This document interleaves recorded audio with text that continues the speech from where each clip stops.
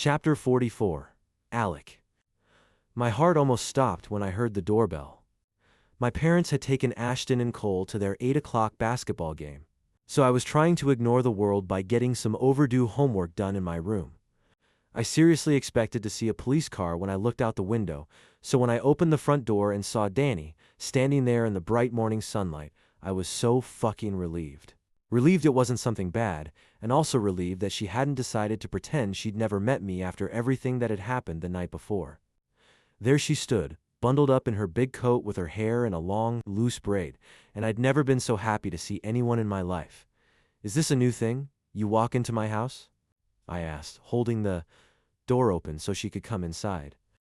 "Oh, your face," she said, blinking fast and raising a hand like she was going to touch it, her eyebrows scrunched together in concern. But then she dropped her hand and asked, "How does it feel?" "Stings like a bitch," I admitted, and then she gave a little nod and walked into the house. I closed the door and followed her in, realizing as Danny stopped beside the couch but didn't sit that we were home alone. "Interesting. How's your hand?" She crossed her arms over her chest and looked nervous. "Still swollen?" I looked down at it, clenching my fist. "Not too bad." "Ah, good." She cleared her throat and nodded again. "And your shoulder?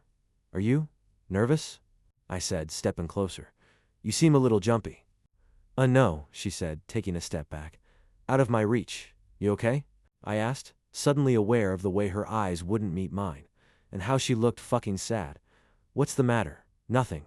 She rubbed her lips together, then said, "It's just, here's the thing." "What is this?" This whole thing with my dad is kind of complicated," she said, the words bouncing out like she was working hard at stringing them together. "And I don't know what's going to happen.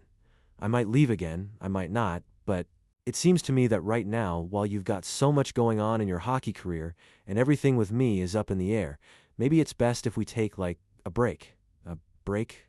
A break? A break? What do you mean?" I said calmly. But what the fuck did that fucking mean? A break from our less dash than dash 20 dash 4 dash hour dash old relationship. That couldn't be right. I mean that, like she said, you don't need distractions right now. "No," I said, shaking my head, needing her to understand. "You're the opposite of a distraction." "The fight last night says the opposite," she interrupted, cracking her knuckles. "I've never seen her do that before." "Yeah, but..." "Alec," she said, cutting me off again, "it just seems like the timing is off. Maybe we should, wait for, you've said 15 times now," I said, not meaning to sound impatient but seriously confused. "That's not you, Harvard. What the hell's going on here?" "Nothing," she said with a shrug, her eyes moving all over the room. "Everything is just too much right now. Between my dad and school and you and hockey, I just need some time." "Wait, are you breaking up with me?" Her eyes shot to mine, finally, and holy shit, I could see I was. Right, she was. Breaking up. With me. She said, "Cut the shit, Danny. Come on," I said, my chest burning as I watched her stammer. This couldn't be happening. What happened between last night and now? "You don't remember," she said quietly.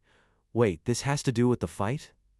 She looked away from me again and said, "It was a little jarring to see you like that, so angry."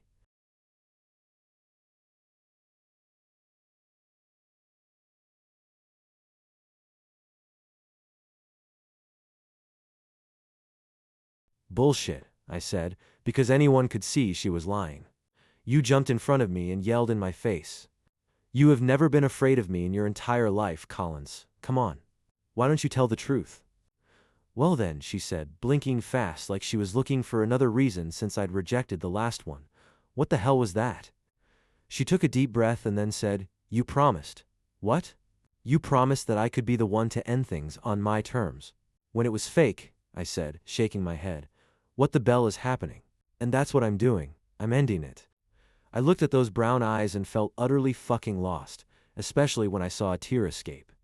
"But this doesn't make sense," I said, stepping closer, pushing back the long curl that had fallen out of her braid. Her eyes were filled with tears. "What the bell?" So I softened my tone and leaned in, my heart skipping a beat as I heard her take a shaky breath. "You looked at me on the ice last night and said the words, honey. You said them. Tell me what happened between then and now. She swiped at her tears and shook her head. Why are you crying if this is what you want? I asked, because nothing about this made sense. She looked devastated, fucking heartbroken as she attempted to break my heart, and I couldn't wrap my head around it. I took her face in my hands to reassure her, but she blinked up at me and suddenly I was lowering my mouth, needy, desperate to convince her.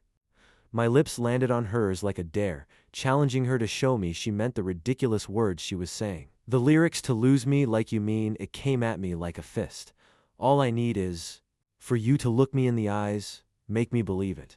And fuck, one taste. One taste, and she was kissing me back, as frenzied and wild as me, while we kissed like neither of us could bear what she was saying. Her hands came up and covered mine, 10 trembling fingers pressing my palms against her cheeks as she frantically met me sip for fucking sip. But then she choked out a sob and pushed my hands away. No, she cried, shaking her head and stepping away from me. You're wrong, Alec. I'm only crying because you're my friend and I don't want to hurt you.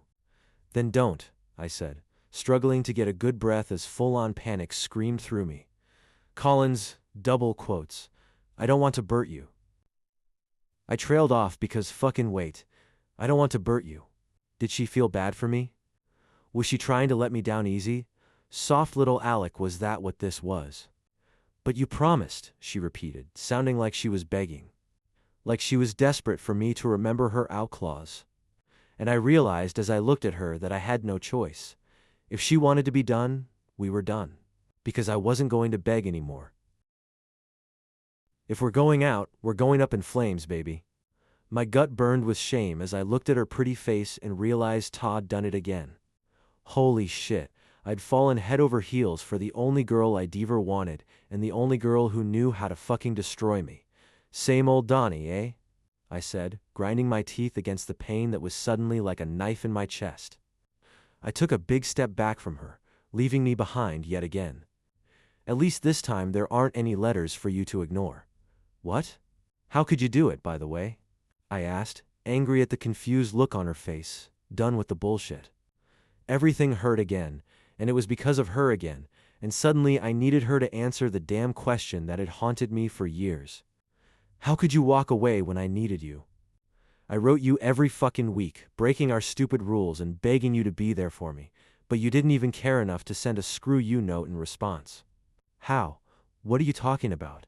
She interrupted, looking at me like I was nuts. And I realized then, as she blinked up at me with her heartbreakingly gorgeous tear-streaked face, that it actually didn't matter. Because Danny Collins was, and forever would be, what she'd been to me my entire life.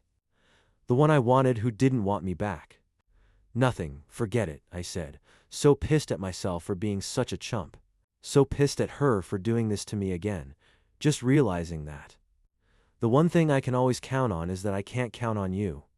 She made a noise in the back of her throat before she said, Alec. No.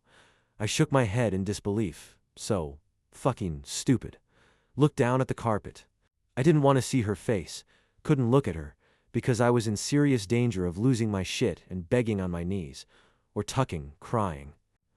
All I could manage as my chest fucking burned was, I think you need to leave now. Theater sniffle. Alec, just go. Okay, she said in almost a whisper, and a few seconds later, she was gone.